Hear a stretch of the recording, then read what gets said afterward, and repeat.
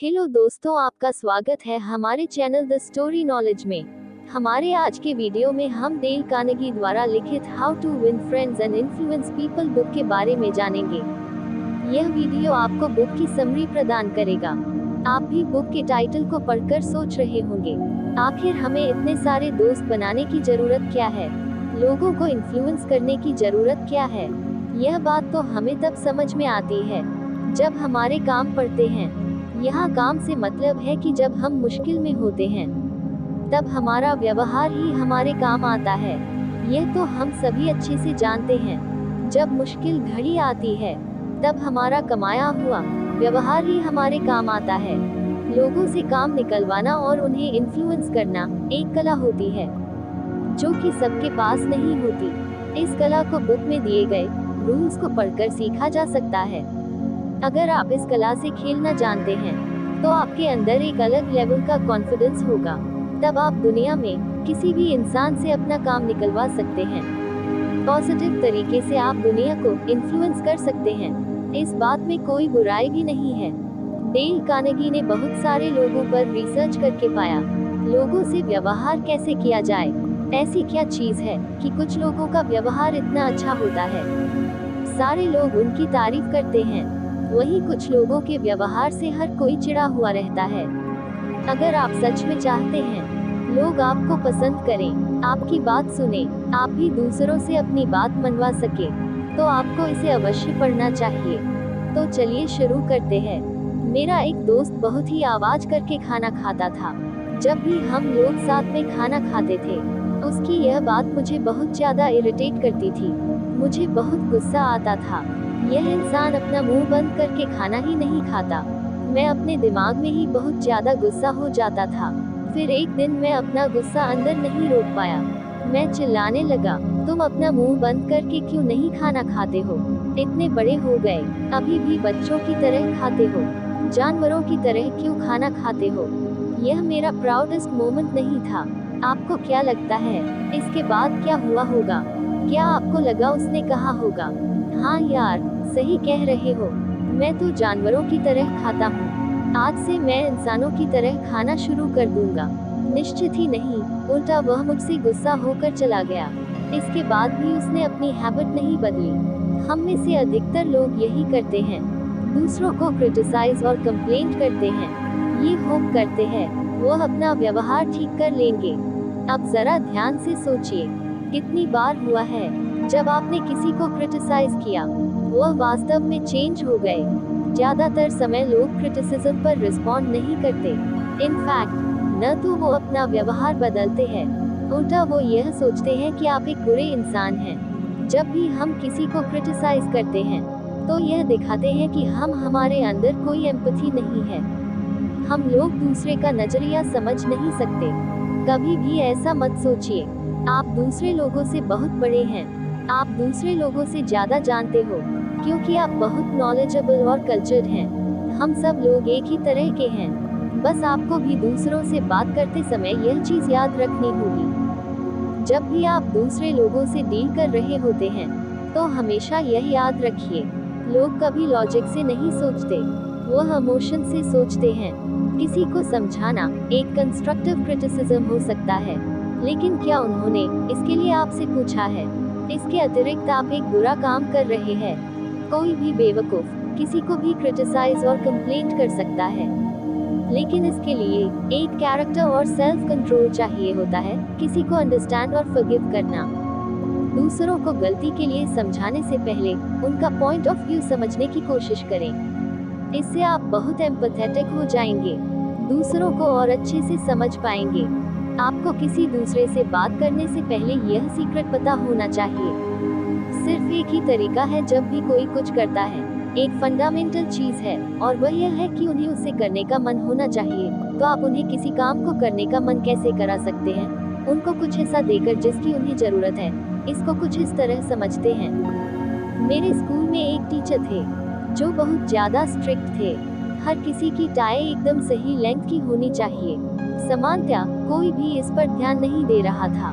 जो जैसे चाहता था वैसे पहन लेता था। एक दिन उन्हीं टीचर ने मुझे ग्राउंड में पकड़ लिया क्योंकि मेरी टाई करेक्ट लेंथ की नहीं थी। वह मुझे डांटने लगे, तुम मेरी बात नहीं मानते हो। मैं भी उनसे बहस करने लगा, उनको सारे रीजन बताने लगा, मैं गलत क्यों नहीं था। उन्होंने मेरी किसी बात को न सुनते हुए सबके सामने मेरी बेइज्जती करते रहे।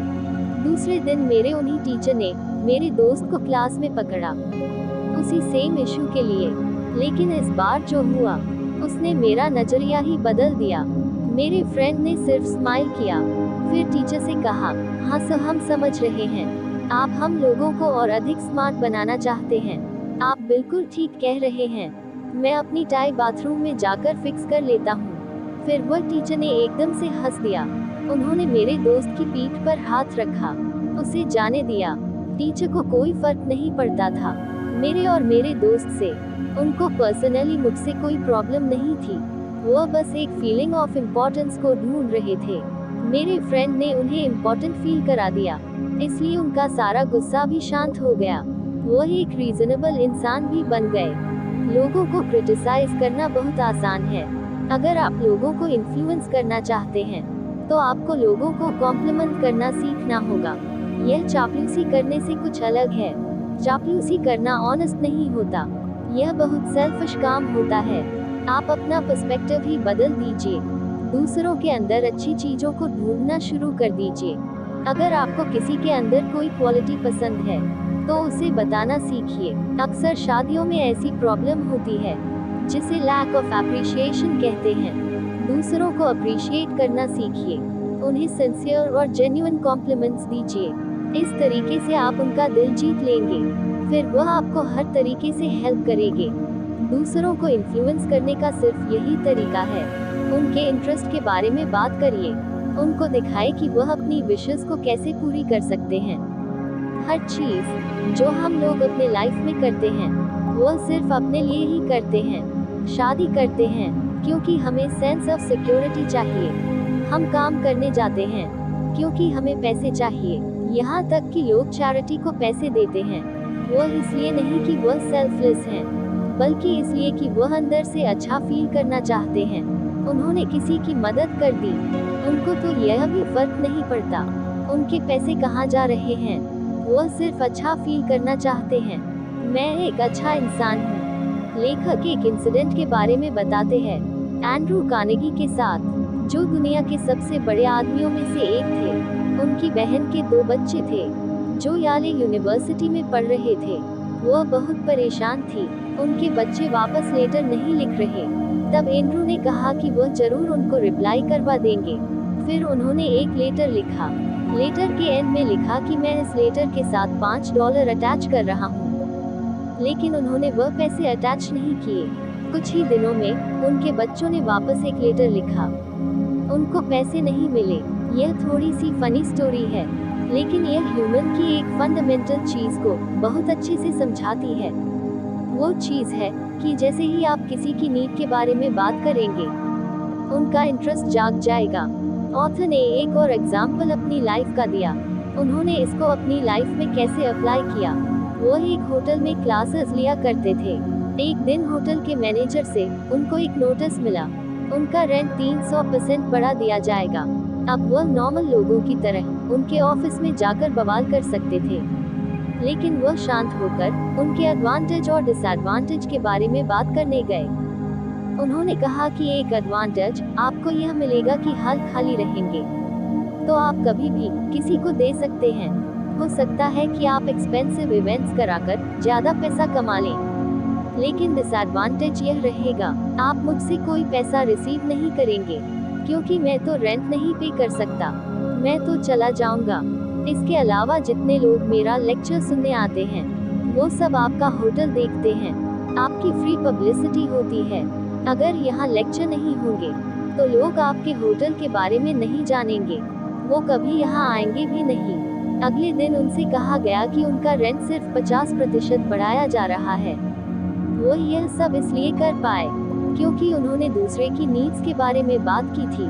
आपको पता होना चाहिए कि दूसरे इंसान को वैल्यू कैसे दी जाए, उनके लिए वह चीज इंटरेस्टिंग बनाएं। ऐसा सोचिए कि उनको क्या चाहिए, फिर आपको किसी से भी हेल्प मिल जाएगी। अगर आप लोगों को इन्फ्लुएंस करना सीखना चाहते हैं, तो सबसे पहले यह जरूरी है कि वह आपको लाइक करें। काफी लोग ऐसे होते हैं जो बचपन से ही लाइकेबल होते हैं। ये लोग तो पैदा होते ही बहुत चार्मिंग थे, लेकिन हम बाकी लोगों को यह सारी चीजें खुद से सीखनी पड़ती है। इन पॉइंट्स के बारे में जानकर आप किसी से भी अपने को लाइक करवा लेंगे।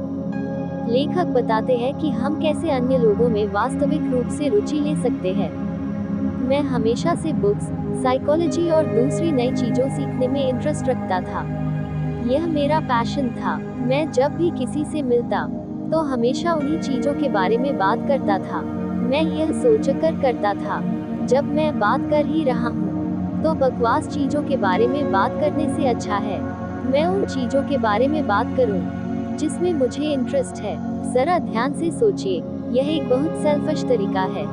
इस बात का एहसास तब हुआ जब मैंने एक पार्टी में एक अजनबी से बात की। वह बार बार अपने म्यूजिक के पैशन के बारे में बोलता जा रहा था, डिफरेंट म्यूजिकल इंस्ट्रूमेंट्स के बारे में, जिसमें मुझे कोई इंटरेस्ट ही नहीं था। उस आदमी के प्रोफेशनल म्यूजिशियन होने के बावजूद मुझे उससे कोई फर्क नहीं पड़ा। मुझे वह आदमी पसंद ही नहीं आया। वह इसलिए था क्योंकि वह सिर्फ अपने इंटरेस्ट के बारे में बात कर रहा था। तभी मुझे रियलाइज हुआ, अब तक मैं भी यही करता आ रहा था। तब मैंने सोचा कि मुझे उसके इंटरेस्ट के बारे में बात करनी चाहिए। मैं म्यूजिक के बारे में उससे पूछने लगा, उसने म्यूजिक की शुरुआत कैसे की, अब तक कहाँ कहाँ परफॉर्म किया, आगे उसके क्या गोल्स है, ऐसे बहुत से प्रश्न। इस कॉन्वर्सेशन के बाद उस लड़के ने कहा कि मैं सबसे ज्यादा इंटरेस्टिंग इंसान था, लेकिन मैंने तो उसे अपने बारे में कुछ बताया ही नहीं था।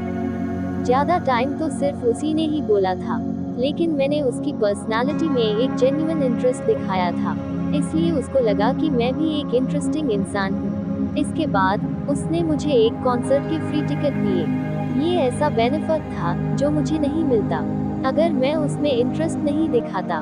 आपको दूसरों को देखकर खुश दिखना चाहिए। अगर आप चाहते हैं कि दूसरे आपको देखकर खुश हो, तो यही चीज आपको उनके लिए भी करनी होगी। इसका सबसे इजी तरीका है, आप उनको देखकर स्माइल करिए। जब आप किसी छोटे बच्चे को देखते हैं, वह आपको देखकर स्माइल करता है, तो आप भी उसकी स्माइल को रिटर्न करते हो। हम इंसान भी इसी तरीके से है। जब भी कोई हमें देखकर स्माइल करता है, तो हमारे अंदर से भी आ जाता है, हम भी स्माइल करें। अब आप सोच रहे होंगे, मैं स्माइल करना ही नहीं चाहता हूँ, तो मैं क्या करूँ?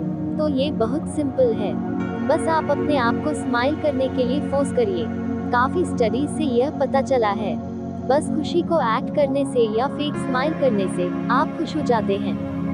जब आप किसी ऐसे इंसान से मिले जिसको आप पहले से जानते हैं, तब फौरन स्माइल मत करिए, बस थोड़ी देर रुककर उनकी शक्ल देखिए, जैसे आप उन्हें पहचानने की कोशिश कर रहे हैं। फिर स्माइल करिए, इससे उन्हें लगेगा वह स्पेशल है, आपने सिर्फ उनके लिए स्माइल की है। इसे बार बार मत करिए। हमें एक अच्छा सुनने वाला व्यक्ति बनना होगा। एक बार मैंने टैक्सी हायर की। जैसे ही मैं टैक्सी में बैठा, ड्राइवर ने मुझे हे किया और मेरा नाम पूछ लिया। उसके बाद बस छोटी मोटी बातें होने लगी। ड्राइव के आखिर में मैं सोचने लगा, यह ड्राइवर तो बहुत अच्छा इंसान है। फिर मैंने ध्यान से सोचा कि उसने मुझसे कोई इंटरेस्टिंग बात भी नहीं की। इनफैक्ट वह तो इतना अच्छा इंसान भी नहीं था, लेकिन उसने कुछ ऐसा किया, वह बार बार कॉन्वर्सेशन में मेरा नाम बोलता गया।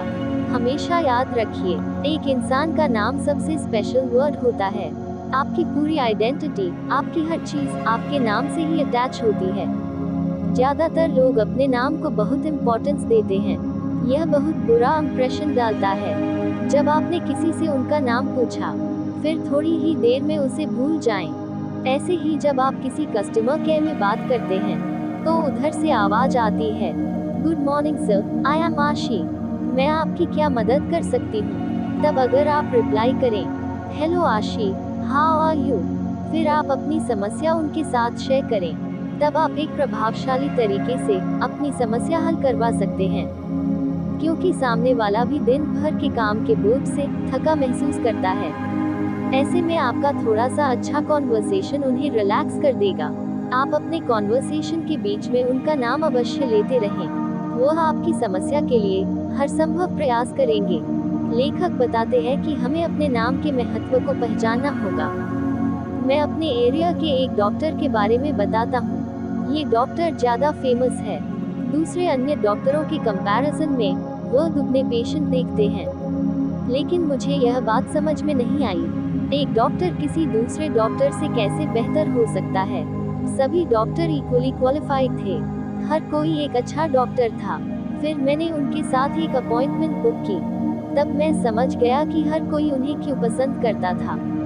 जैसे ही मैं अंदर घुसा, उन्होंने मेरी हर बात को ध्यान से सुना। पहले तो उन्होंने मेरे सिम्टम्स के बारे में बात ही नहीं की। वह मेरे काम के बारे में, कहाँ से मैं हूँ, इन सब विषयों पर बात करते रहे। बहुत ही ध्यान से वह मेरी बातें सुन रहे थे। फिर मेरे रियलाइज करे बगैर धीरे धीरे मेरे सिम्टम्स पूछ लिए। उन्होंने फिर मुझे अपनी डायग्नोसिस दे दी।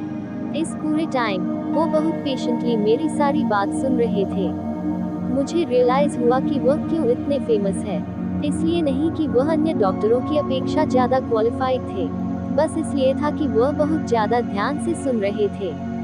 ज्यादातर यही होता है कि जब आप डॉक्टर के पास जाते हैं, बहुत जल्दी आपके सिम्टम्स सुनकर पर्चे में कुछ लिख देते हैं, फिर आपको भेज देते हैं। इन सब का निष्कर्ष यही है, अगर आप एक अच्छा कॉन्वर्सेशनलिस्ट बनना चाहते हैं, तो एक अच्छे लिसनर बनिए।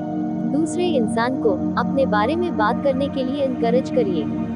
दोस्तों, अगर यह वीडियो आपको अच्छा लगा है, तो इसे अपने दोस्तों के साथ शेयर करें और हमारे चैनल को सब्सक्राइब करना न भूलें। जल्दी मिलते हैं एक नए वीडियो के साथ। धन्यवाद।